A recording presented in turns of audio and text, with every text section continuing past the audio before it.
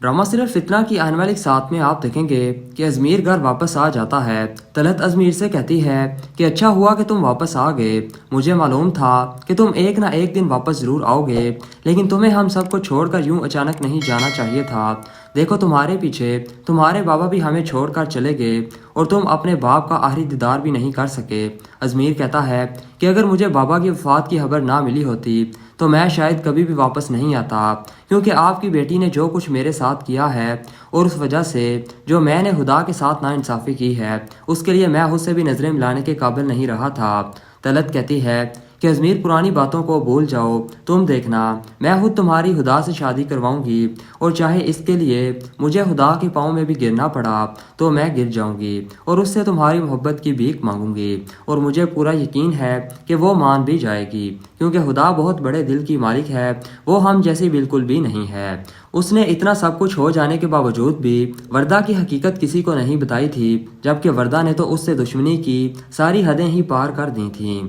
अजमीर कहता है कि मम्मा आपको क्या लगता है कि आप खुदा के घर अब दोबारा से मेरे लिए रिश्ता मांगने जाएंगी और वो इतनी आसानी से हाँ कर देगी? मैं खुदा को जानता हूँ, वो अब कभी भी मुझसे शादी नहीं करेगी। जिसने बड़े मजमे के सामने उसकी बात पर इतबार नहीं किया था और उल्टा उस पर बुहतान लगाकर उसे तन्हा छोड़ आया था, जबकि मुझे चाहिए था कि मैं उसका साथ देता और उस पर यकीन करता कि खुदा कभी भी मुझे धोखा नहीं दे सकती, लेकिन अफसोस कि मैंने ऐसा नहीं किया और इस बात का पछतावा अब मुझे ज़िंदगी भर रहेगा।